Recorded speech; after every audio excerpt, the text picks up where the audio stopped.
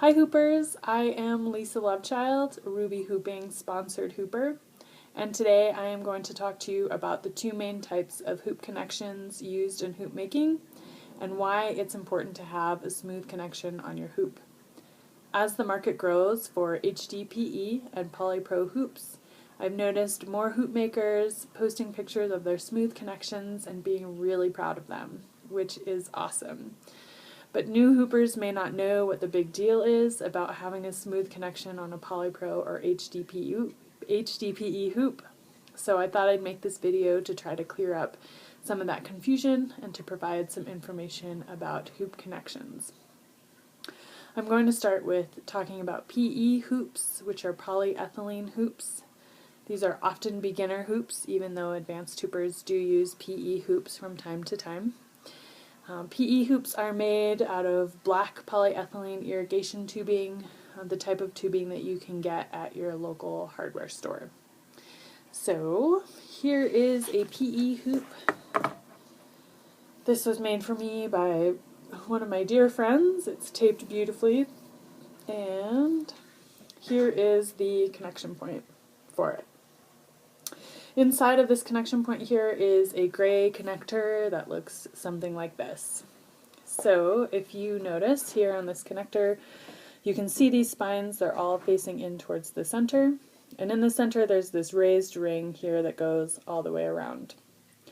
So when we make a PE hoop, we put in one piece of tubing on this side, it slides into the middle, it stays where it is. On the other side, we slide in the tubing, it hits the middle, it stays where it is, and we wind up with something like this. There is very little room for error when making one of these hoops. The connection is what it is. It can't go any further than the middle, and once it's there, it stays there. Oftentimes, hoop makers will cut off a spine or two to make the connection a little shorter. This helps with keeping the shape of the hoop. With long connections, that can disfigure the shape of the hoop and you'll end up with a teardrop or egg-shaped hoop, which you don't want. So that is basically it for PE hoop connections. Very simple. There's one basic connector for them. You slide the tubing on to the middle and you're done. With polypro hoops and HDPE hoops, it's a different story. So with those hoops, oftentimes there is a piece of inner tubing. It can be the same type of tubing, HDPE or polypro, in a smaller size, though the market has started going towards polycarbonate tubing, which looks like this. In addition to this little piece of tubing, there's oftentimes a push button connector, which looks like this. And to hold the inner tubing to the actual hoop tubing is a pop rivet, which looks like this. So if we take a look at a finished taped hoop, we can look at this one. This hoop is from my sponsor, Ruby Hooping. If you like it, you can check out their website, rubyhooping.com. And I'm looking for the connection. Where is it? There it is. Okay, so we can see the push button right here, and under the hoop, under the tape, right here is the rivet. And we can see this looks very similar to the PE hoop. It's nice and smooth. The tubing is cut evenly, and if we open it up, we can see the inner workings. So here is the piece of inner connector that houses the push button connector right here. And the part that you can't see of the inner connector ends right about here, and there's that pop rivet holding everything in place. So, why are people so proud when they have a smooth connection on a polypro and HDPE hoop? Because there is a lot of room for error.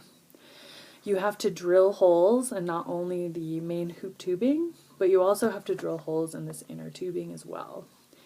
And the holes need to be the exact size so nothing slides around, so the pop rivet doesn't come out. and they need to match up exactly from where the hole is on the hoop tubing to where the hole is on the inner tubing. So this is an example of a hoop made correctly with a nice smooth connection. The length of the inner tubing is short, so it doesn't disfigure the arc of the hoop. It looks like a perfect circle, and it's going to maintain its shape. If we compare that to this hoop,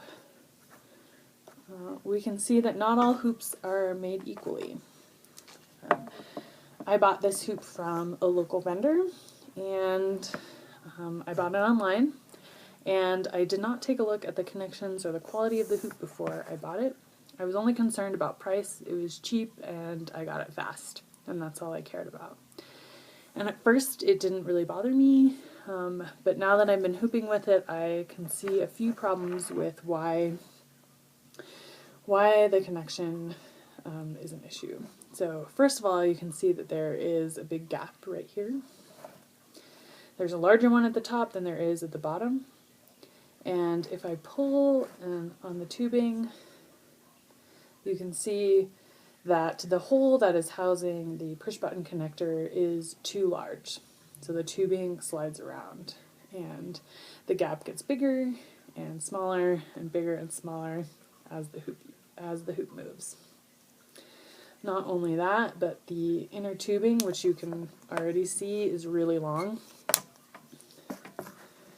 It is longer even than this gray connector used to make PE tubing, and it's about 4 times as long as the inner tubing on my Ruby hooping hoop. So we compare those two right there.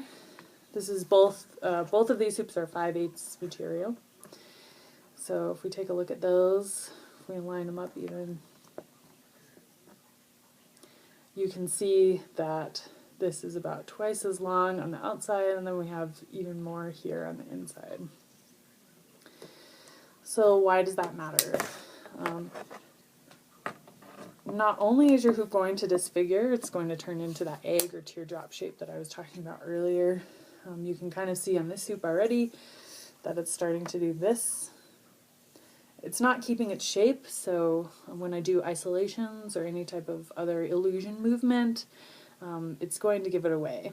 My hoop isn't going to look clean and smooth. People are going to be able to tell where and how my hoop is moving by this connection. Also, that gap right there, when doing breaks and paddles or pinch breaks or anything like that, it will scratch you and hurt you and pinch you, and that is not what you want. You don't want your hoop to be hurting you and scratching you. So when you go to buy a hoop, make sure you take a look at the connections. Most hoopers or most hoop makers post pictures of the connections on their websites or on their Etsy pages, or they'll tell you about them. You can also read reviews or ask people who have bought or purchased hoops from a specific hoop maker before, and to make sure that you're getting something of value and something that isn't going to look like this and going to hurt you when you hoop. If you're interested in taking a look at my sponsor, rubyhooping.com, please do so. You can use the coupon code LisaLoveChild for 10% off your hoop, and I will post all that information down here in the bottom. Thank you for watching. I hope this provided you with some good information and armed you for your hoop shopping.